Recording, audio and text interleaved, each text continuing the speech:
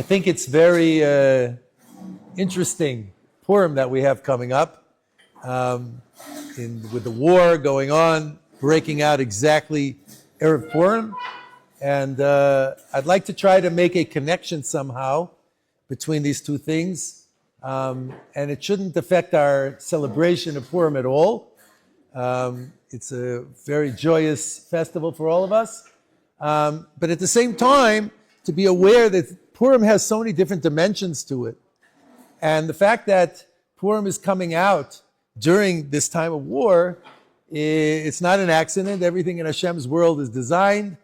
And there's reasons for this. And so I heard a beautiful idea over Shabbos from the Rav of our shul, Shlomo Shlita.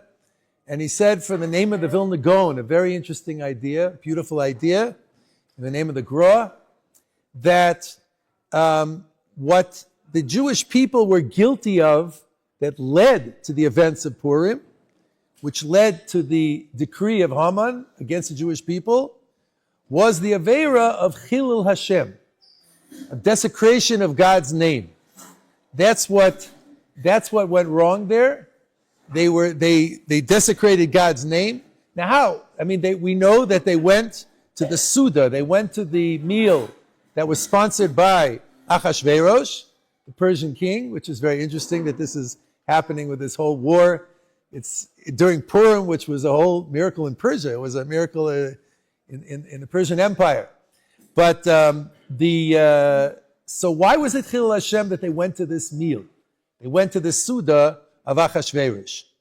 So Achashverosh basically was celebrating the idea that the Beis HaMikdash will not be rebuilt. That's what the whole Suda was about.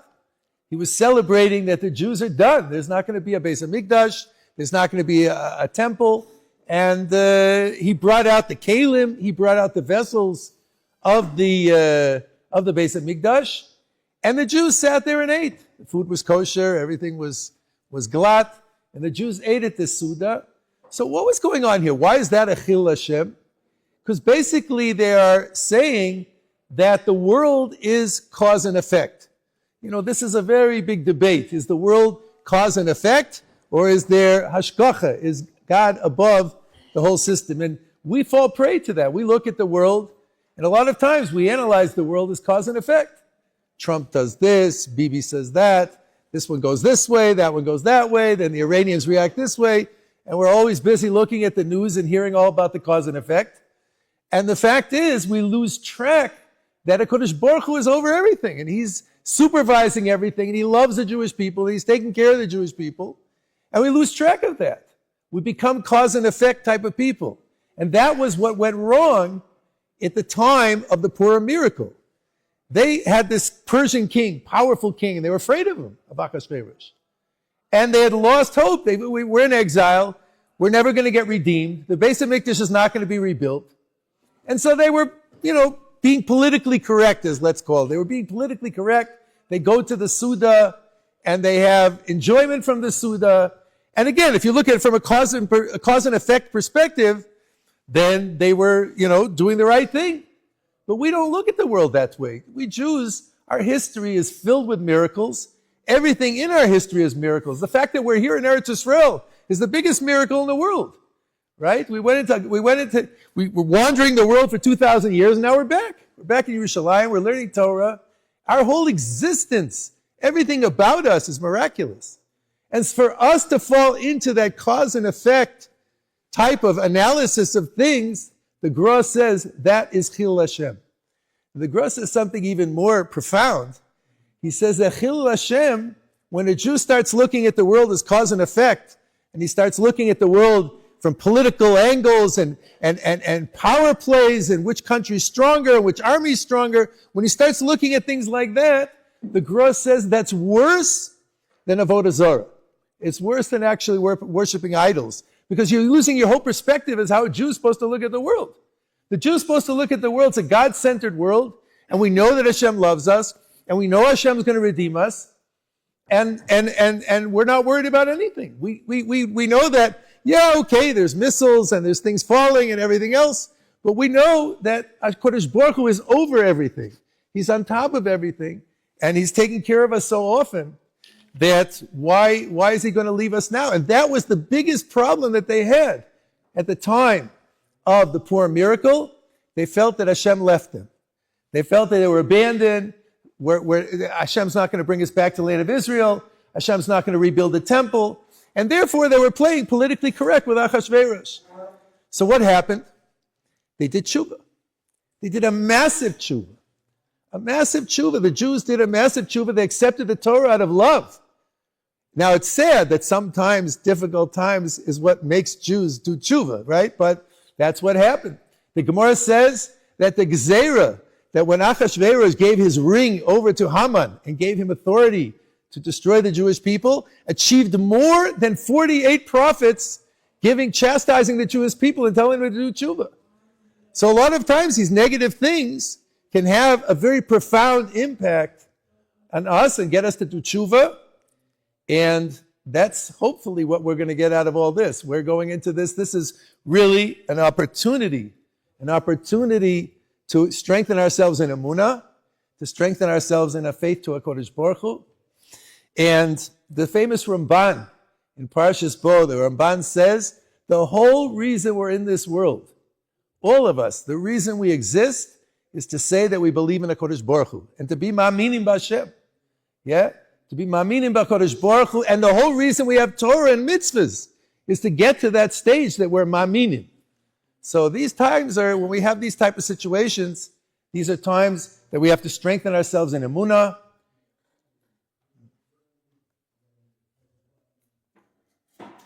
These are times that we have to strengthen ourselves in emunah and to try to come closer to Kadosh Baruch Hu. Certainly, those of us who've been around for the last year have seen so many miracles that we've experienced in this whole conflict that we've been having with Iran or their proxies. The whole fall of Hezbollah. They're a very small army. They were a very threatening army before. Now they're a very small, inconsequential army. Hamas has been decimated. And now Assad fell in Syria. And now we see big things happening in Iran, which is really the source of all this difficult things. And so, Baruch Hashem, we've seen so many miracles, and we're going to see more. Especially this time of year. This is a very special time of year for the Jews. Adar and Purim is a very, very special time, and we should be seeing big miracles. B'ezrat Hashem, lots of big things are going to be happening, and we're lucky that we have a chance to be part of it. I'd like to talk a little bit about Purim. So, we're in a war, and we need to strengthen ourselves in emunah, but I'd like to talk about Purim, and what we're trying to achieve on Purim, and how the Purim story fits in very, very well with the tekufa that we're in. So if we look at Purim and the calendar, where Purim is in the calendar, it's exactly in between Chanukah on the one side, we just left behind Chanukah, and Pesach is coming up. And Purim is juxtaposition between these two holidays. So our sages look at this and they compare Purim to these two holidays, right? That the one difference, Purim is different from Pesach, because on Pesach we saw open miracles. We saw distortions of nature, right? We saw the 10 plagues. We saw the splitting of the sea. We saw amazing things that were supernatural, let's call it. A nes nigla, revealed miracles on Pesach. On Purim, we didn't. Purim, God's name is not even mentioned in the Megillah. And everything looked like natural. Yeah, Esther becomes the queen, and she doesn't reveal her identity, and then finally she does reveal her identity, and she causes Haman to be displaced, and everything looks as though it's natural, but involved in all of the interaction of the events that produced a miracle.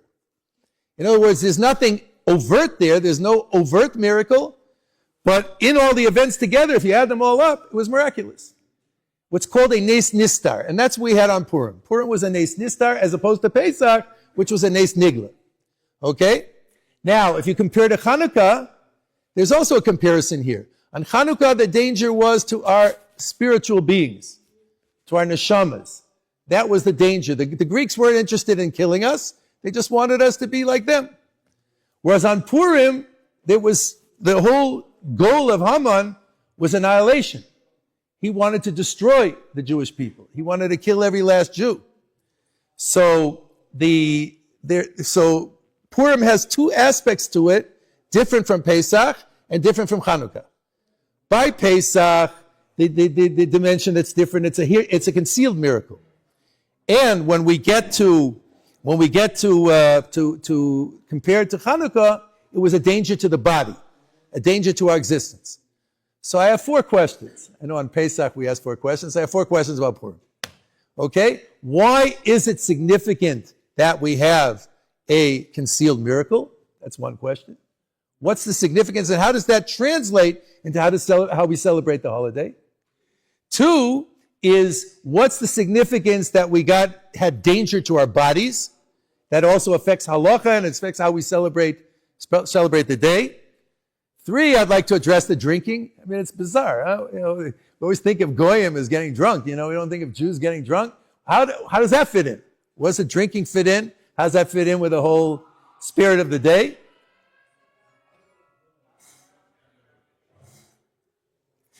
And lastly, we asked about the costumes. I mean, it's bizarre. We're all the Jews walking around with costumes. What's the significance of that? And lastly, I'd like to leave you with a quote of the Arizal. Fascinating quote. That the Arizal takes like a play on words.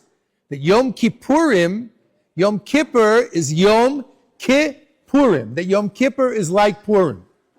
Now, if you look at it on a superficial level, there are not 2 days so diametrically opposed as Yom Kippur and Purim. They're the opposite of each other. On Yom Kippur, everybody's fasting. Everybody's staying in shul and davening all day. On Purim, we're drinking, we're frolicking, we're singing, we're dancing. How could these 2 days have a commonality here? That the Arizal says, Yom Kippurim, Yom Kippur is Yom Kippurim, is like Purim. So we have all these interesting things about the day that we have to try to sort out. Nes Nistar, let's start there. A concealed miracle. Let me ask a question. Where does a person have more simcha? When he's experiencing an open miracle or when he's experiencing a concealed miracle? Right? So I would like to posit that a concealed miracle leads to simcha much more because you have to search for it. When you're reading the Megillah, you're seeing how all the events are interrelated one with the other, and that leads to tremendous simcha. And when you see in our world, we don't have open miracles in our world anymore. We have concealed miracles. In our world, when we see God in a concealed way, the simcha is much greater because we have to search, we have to look. And when we find it, we feel much more simcha. That's why in Pesach is not a time of simcha.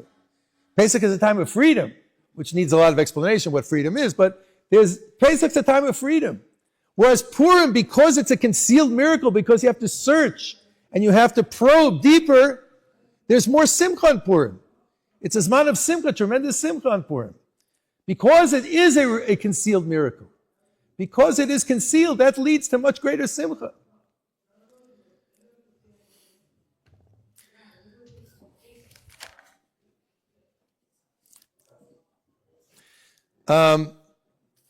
Now let's look at the aspect, and we'll get back to the concealed miracle. We'll get back to that idea in a minute. Let's look at the idea that the danger was to our bodies. The danger was to our physical existence. So we celebrate with the body. Purim and Chanukah, because the danger was spiritual, we celebrate with candles, with something spiritual, something which is not physical. On Purim, because the danger was to the body, we celebrate with the body. We eat, we drink, we're merry. The body's totally involved in the celebration of Purim. Because the danger was to the body, we have to celebrate with the body. Because the miracles took place through wine, we celebrate with wine. And so it's got its own unique character to it. One, that it's a concealed miracle which leads to more simcha. And 2, the fact that the danger was to the body and we celebrate with the body. The body's involved. Your whole being is involved with the celebration of Purim. Now, what about the costumes? So I heard a beautiful idea about the costumes from Hagon Rav Aaron Feldman Shlita, that the costumes represent the concealment of God in this world. That God is concealed. The whole idea here was that it's a concealed miracle, and that we have to reveal it, we have to open it up. And the costumes represent the idea that God is concealed in this world. We don't always see him, and we have to search for him, and we have to probe and try to find him, right? And so the costumes represent this concealment, the fact that it's a concealed miracle. There's another dimension of the costumes I like you to think about when you come into Purim. The idea of the costumes is, and this is a deep thing, that a Jew is much deeper than what you see. And in effect, he's covered over.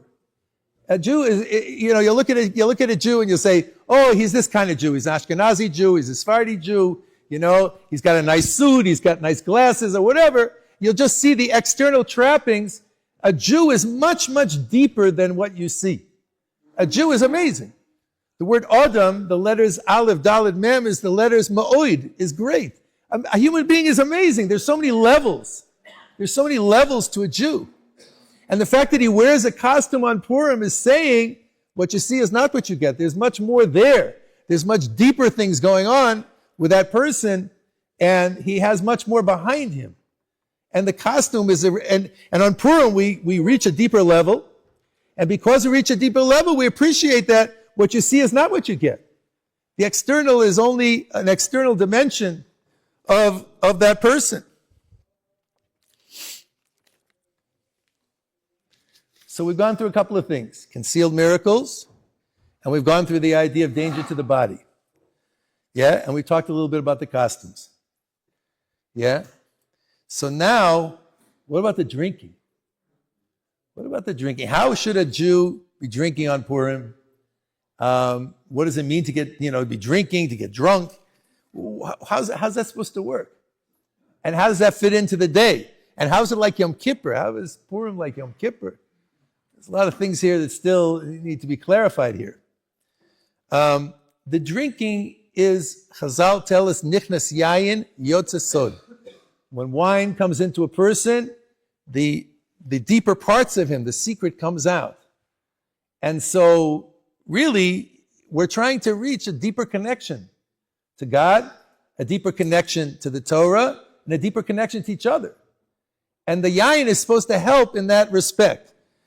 Niknas yayin, yotze sod, that's supposed to help us to feel closer to Hashem. That's supposed to help us feel closer to the Torah. And it's supposed to help us feel closer to our fellow man. When the yayin is supposed to, I guess, loosen us up, I don't know for a better term, and that the real person comes out. Now, obviously, if what's inside isn't so great, maybe a person shouldn't drink so much, yeah? Because, see some people, they get drunk on Purim, and it's not pretty. Not pretty at all, right? Because the real thing comes out. Whatever it is, whatever's in there, that's what's going to come out, right? That's the effect that yayin has on a person. It's interesting, the Chazal tell us, chayiv inish libsumi, that a person has to drink, ad shelo yada ben Baruch Mordechai la'Orach Haman, Orach Haman l'Baruch Mordechai. He should drink until he doesn't know the difference between Mordechai and Haman. So, that sounds like you have to be very drunk, right? That's, you don't know the difference between Mordechai and Haman, or you don't know the difference between, Rav Dov Landau and Khomeini, right? He should, his name should be blotted out. So that's a very high level of getting drunk, but it's interesting, the language of getting drunk, libsume, so the Meforshim say it comes from the root of bosem, like perfume, like sweet smelling scents. And so the idea over here is that a person should drink and stay sweet. Yeah, and stay sweet and stay Torah-dik. You don't want to lose everything that you gained and be acting like, some kind of wild beast on Purim. It's such a shame because you've grown, you've developed, you've learned all year, and you don't want to throw everything away. The Mishnah Berurah says a person just has to drink more than he normally does. You don't have to, get wiped out. The Mishnah Berurah even gives an eitzah, you can fall asleep. If you fall asleep for, 10 minutes or half an hour or something like that, you don't know the difference between Mordechai and Haman, you're Yotzei. You don't have to get to the point that you're obliterated. Again, if a person is holding on a madrega, I have a friend of mine, big Talmud Chacham, and when he gets drunk on Purim, he says over Mishnah Berurah by heart. He knows the whole Mishnah Berurah by heart, so he just says over Mishnah Berurah, and he finishes the whole Mishnah Berurah over Purim, Okay, if that's what you have inside, then only good things are going to come out, right? But, if you're still developing, if you're still working on yourself, then you have to be careful that you don't want to lose everything you've gained, everything you've grown, all the tremendous growth that you've had over this amazing Wintersman. You don't want to lose everything in one day and be acting in a very, very wild way. So you see that the way we act on Purim fits into all these concepts. One, the concealed miracle, and that in the concealed miracle is where the simcha comes from, where the costumes comes from. We talked about the sakana laguf, the fact that it's a danger to the body. That's why we celebrate with the body. That's why our whole body's involved. The drinking also is to help us to get to a close place with the Kodesh Baruch Hu, close place to the Torah, and a love for Jews. You see that all types of Jews, it's very amazing on Purim, yeah?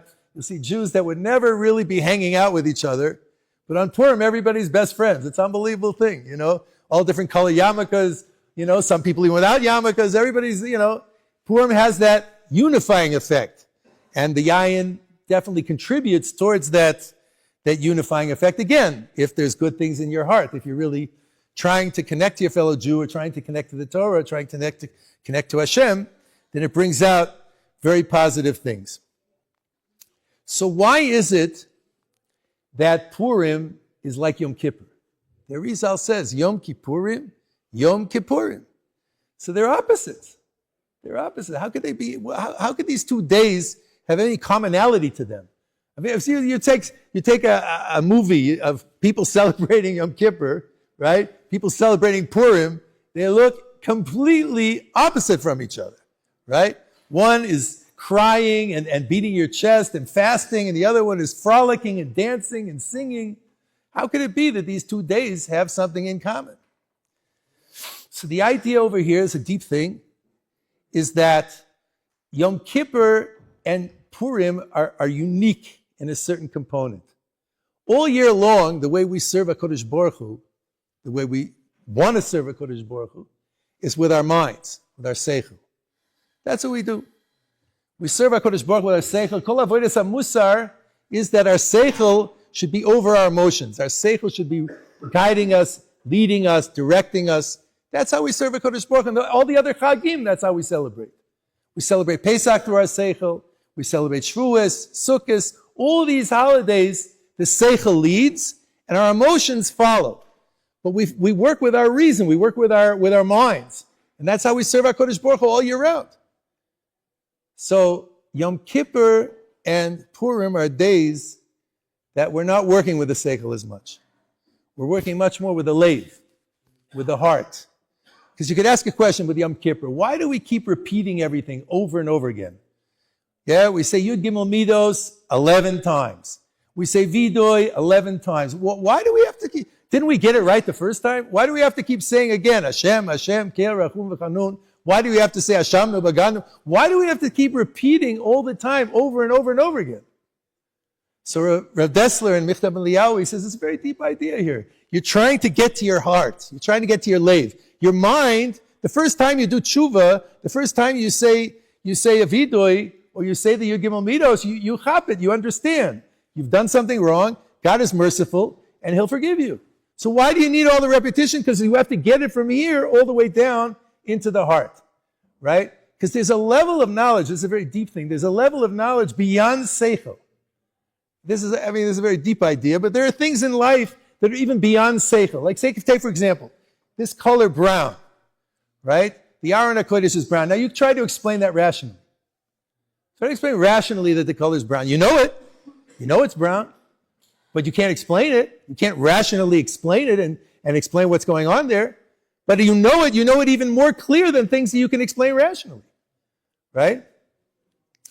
So there are things beyond seichel. And on Yom Kippur, through all the repetition, through the fasting, through going through that whole experience, we get to a madrega that we understand what a chet is in a very deep way. You just feel something. Mincha time, ne'ilah time, you feel something very profound taking place in yourself.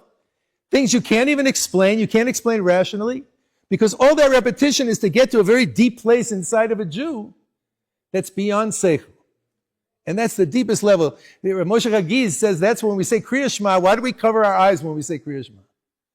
We cover our eyes when we say Kriya Shema to show that even if we can't understand everything, we follow HaKadosh Baruch Hu. We're loyal to Him. There's levels of Emunah that are even beyond seichel. And the covering the eyes is representing the idea that we believe in Him even beyond the rational.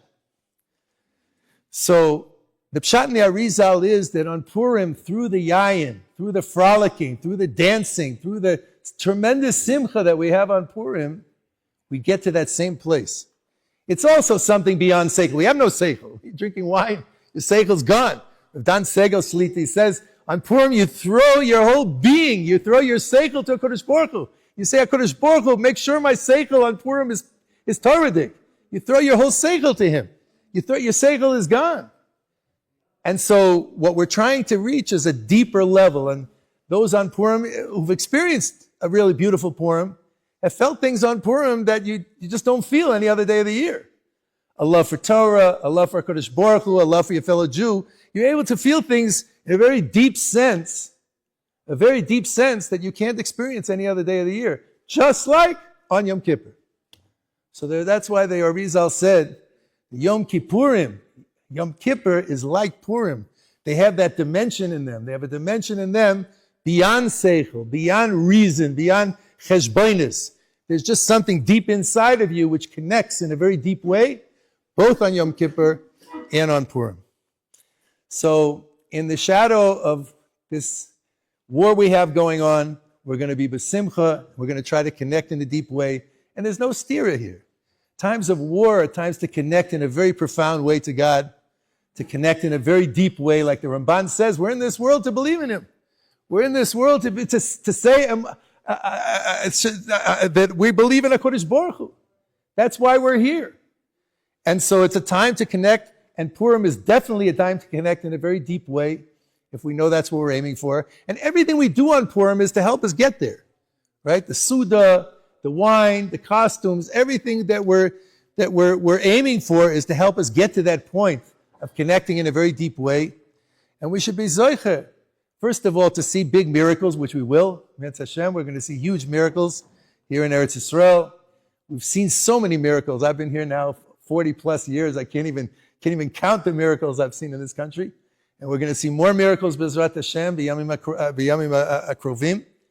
But we should also do it b'simcha. We should have simcha gedolah ma'od, that we're b'nei Torah, that we're sitting in yeshiva, that we're growing, that we're developing.